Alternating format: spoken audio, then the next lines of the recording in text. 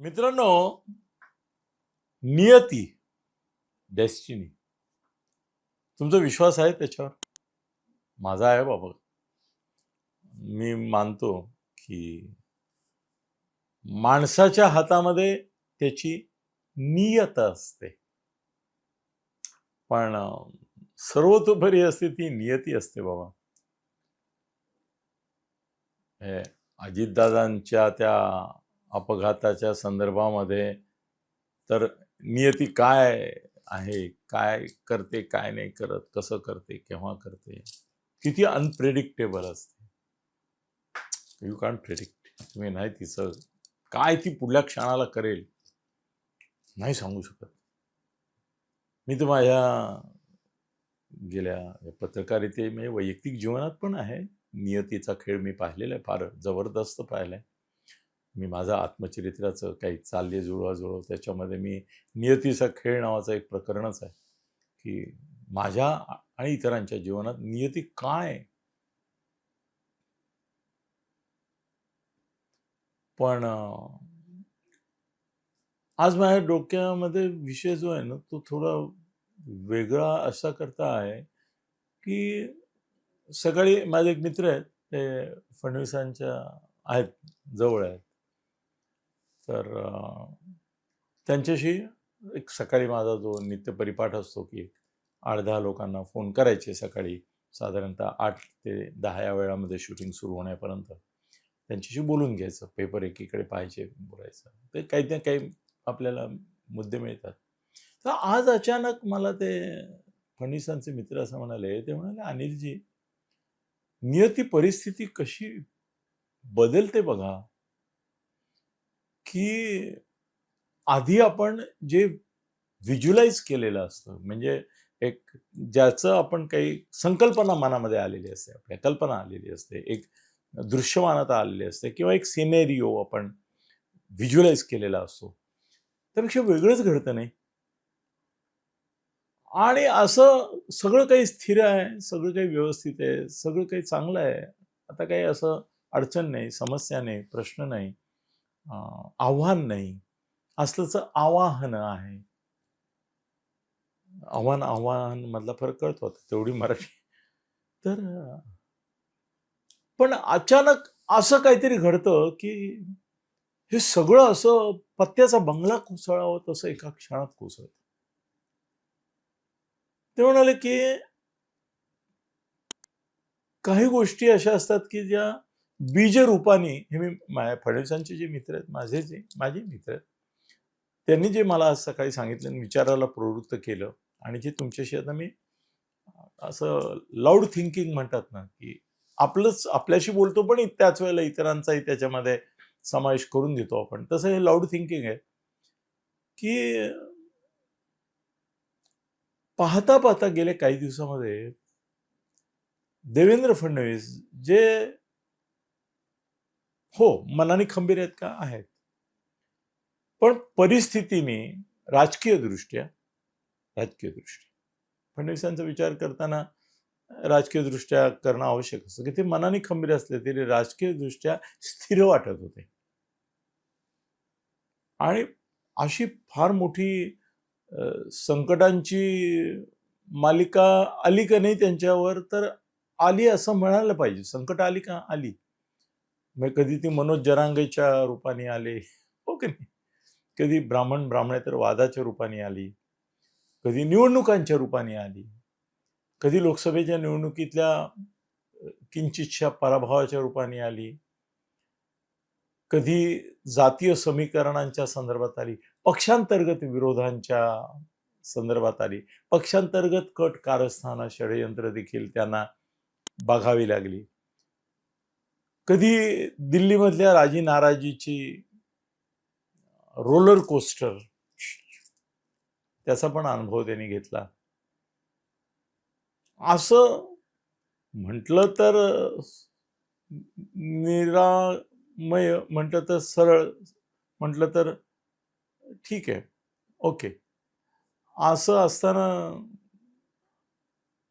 काही वेळेला असंही आलं की अरे नाही, जितकं वाटलं तेवढं स्थिर नाही. पण आता तुम्हाला मी सांगू का की फडणवीसांचं आता राजकीय जीवन म्हणायचं का राजकीय करिअर म्हणूया, जीवन म्हणायचं नको, आपण करिअर म्हणूया, ही थोडीशी टॉपसी टर्वी असा शब्द त्यांनी वापरला माझ्या मित्राने. त्यामुळे आता इज गोईंग रोलर कोस्टर नाही, रोलर कोस्टरमध्ये असं आहे, टॉपसी टर्वीमध्ये थोडं विचलित होणं आहे. तर विचलित आहे परिस्थिती असं त्यांनी सांगितली. त्याची एक 4-5 कारणं सांगितली. फक्त मला असं वाटलं की मला त्यांच्याशी बोलताना असं वाटलं की हां, हे आहेत, हां, हे विचलित होण्यासारखे फडणवीसांसाठी विषय आहेत, मुद्दे आहेत, कारणं आहेत. ही स्थिती, परिस्थिती, सत्यस्थिती आहे. त्यांची मनस्थिती देखील थोडी याच्यामुळे विचलित झालेली असो. माणूस आहे ना शेवटी. फडणवीस उलट इमोशनल आहेत ते. म्हणजे असं बोलताना बोलतात काही लोक की इमोशनल एकनाथ शिंदे आहेत, परंतु प्रोफेशनल आहेत फडणवीस. पण नाही, माणूस प्रोफेशनल असला तरी शेवटी माणूस आहे ना, तो इमोशनल असतो. फडणवीसांच्या अशा इमोशनल विकनेसचे काही क्षण मला माहिती आहेत की ज्या क्षणाला ते किती व्यथित झाले होते याचे काही किस्से नाही म्हणणं योग्य, त्याला त्याची कथा, व्यथा कथा मला माहिती आहे की त्या क्षणाला ते किती व्यथित झाले होते. आणि त्यातल्या काहींशी वैयक्तिक, काही राजकीय संदर्भ आहेत त्याला, पण तो वैयक्तिक विषय खाजगी आहे, त्यामुळे तो मी नाही शेअर करत आहे तुमच्याशी. पण राजकीय विचलितता मनाची आता आहे. पहिली गोष्ट अशी आहे की आव्हानं म्हणायचं का काय म्हणायचं बघा तुम्ही, त्याला चॅलेंज बेस म्हणायचं, त्यांच्या पुढे समस्या प्रश्न म्हणायचं. पण परिस्थिती जितकी अनुकूल ह्या निवडणुका, म्हणजे क्लायमॅक्स गाठला म्हणूया का आपण, की नगर परिषदा, हे पंचायती, नंतर महापालिका आणि आता जिल्हा परिषदा. तर ते मला त्यांनी वापरलेली उपमा मी तुमच्याशी शेअर करतो. खरं म्हणजे मला असं वाटतं की त्यांचं नाव सांगितलं तर हे सगळं सार्थक वाटेल तुम्हाला. नुसतं एका महान व्यक्तीने, मोठ्या व्यक्तीने, ती पक्षाची वगैरे पेक्षा. पण नाही, त्यांनी आता नाही परवानगी दिली, त्यामुळे ते नाही मी सांगत. कदाचित तुम्हाला सुगावा मागवा लागेल. तर कसं आहे की ते असं म्हणाले की ह्या जिल्हा परिषद निवडणुकांच्या विजयाच्या क्षणाला ते म्हणाले, अनिलजी, वसुदेवाचा प्याला हे आपल्याला शाळेमध्ये होतं त्या आपल्या काळात. तर त्याच्यामध्ये तर त्याच्या करंगलीला कृष्णाच्या ते पाणी पोचलं, त्या वसुदेवाचा प्याला. तुमच्यापैकी आता जे जुने लोक आहेत त्यांना माहिती असेल, नाही तर सायफन. हो, तुम्हाला तरुण पोरांकरता सायफन शब्द आहे ना, नाही का, तो माहिती आहे तुम्हाला, सायफनचे नळीचा प्रयोग. तर तो एक्सपेरिमेंट. तर तसं ते जिल्हा परिषद आणि याचं झालं, टच झालं आणि तिथून पाणी रितं व्हायला सुरुवात झाली. त्यातला पहिला आघात होता अजितदादांचा अपमृत्यू. असं आहे की जे मी आता बोलतोय ना, ते दरवेळी त्यांचं नाव नाही घेत, पण मी जे बोलतोय ते आता त्यांचं नॅरेटिव्ह त्यांनी जे मला सांगितलं ते मी तुमच्याशी शेअर करतोय, मित्र म्हणून शेअर करतोय. तुम्ही विचार करा, त्याच्यावर कॉमेंट्स आहेत, त्याच्यामध्ये तुमच्या प्रतिक्रिया मी जरूर दखल घेईन, त्याची वाचेन. कसं आहे ना, अजितदादांच्या या अपघाती, मी अपघाती शब्द मुद्दाम वापरतोय कारण तो घातपाती नाही, याच्याबद्दल मला खात्री आहे, नाही काळाच्या ओघात सिद्ध होणार आहे.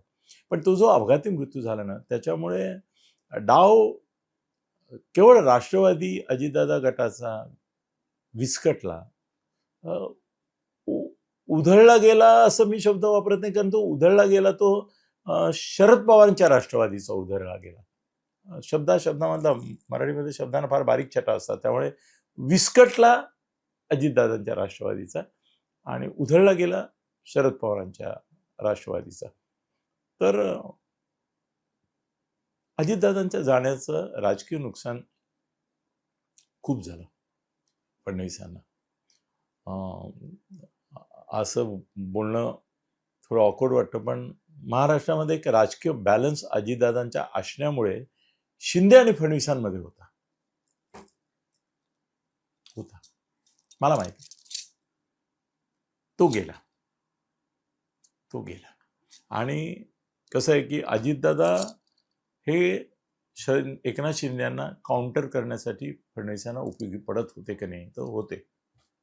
मला माहिती आहे, तुम्हालाही माहिती असेल, असं चर्चा तर होती आणि माहितगारांमध्ये की अजितदादांचा उपयोग होत होता काउंटर बॅलन्सला कुणाला, एकनाथ शिंदेना. कारण एकनाथ शिंदे इमोशनल आहेत आणि इमोशनल माणूस हा इमोशनच्या ह्याच्यामध्ये धाडसी म्हणतायत, रिस्की म्हणतायत, साहसी, धाडसी आणि धोकादायक किंवा धोका पत्करणं, तसं ते धोका पत्करणारा नेता आहे, तो रिस्क घेणारा नेता आहे. त्या तुलनेत Ajitdada was a calculated risk असायची त्यांची. त्यांनी रिस्क घेतली नाही असं नाही, पण ती रिस्क घेताना ॲक्च्युली कॅल्क्युलेटेड घेतली. ती कॅल्क्युलेशन फेल गेली कोणाच्या तरीमुळे. नाही तर कॅल्क्युलेटेड रिस्क घेऊन ते आले होते, काही गोष्टींमध्ये केलं होतं त्याने. पण अजितदादांचं जाणं हा बाकीच्यांचं सोडा, पण खुद्द फडणवीसांच्या राजकारणाला बसलेला मोठा धक्का आहे. दुसरी आणखीन एक गोष्ट अशी झाली आहे की विरोधी पक्ष विस्कळीत वाटत होता बघा. या निवडणुकाच्या दरम्यान तो पूर्ण विस्कळीत झाला होता.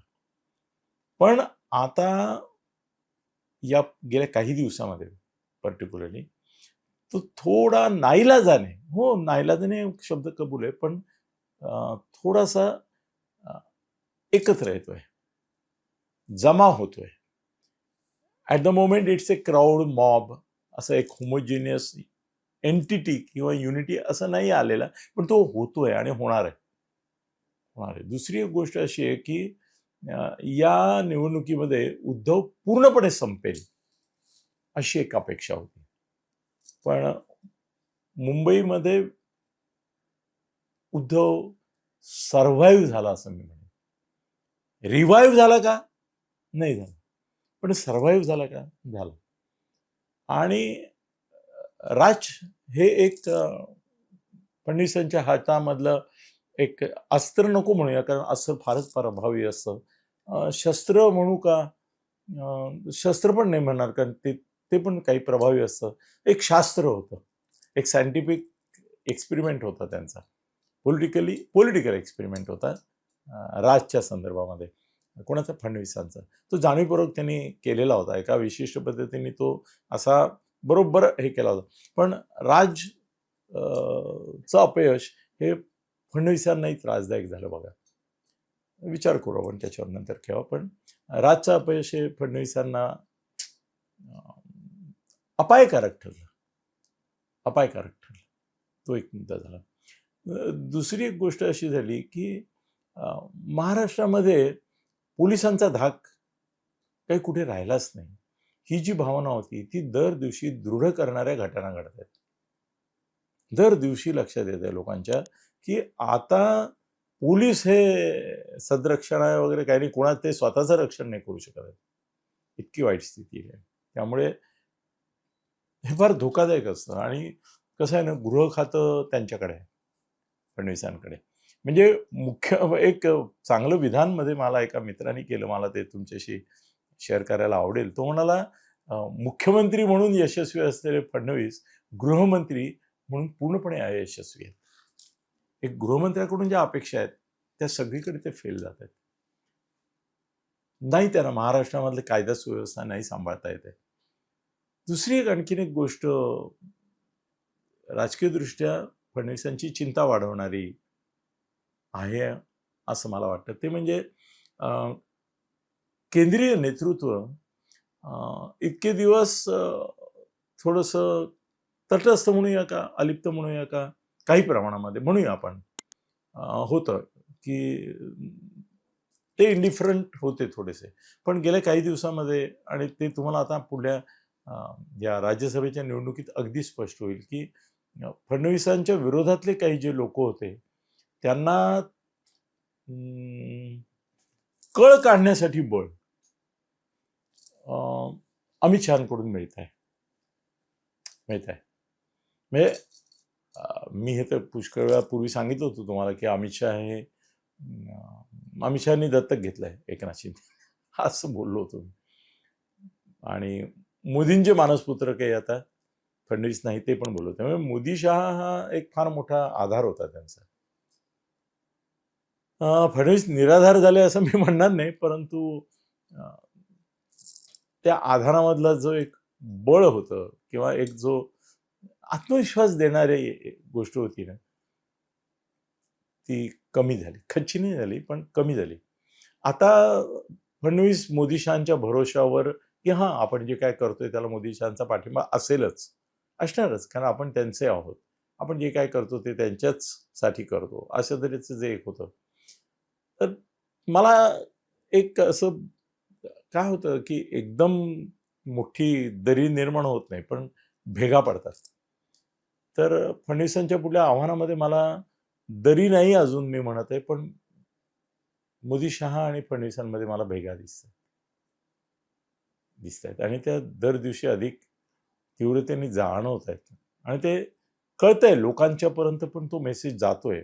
ज्या लोकांचा दिल्लीशी संबंध आहे त्यांना कळतंय.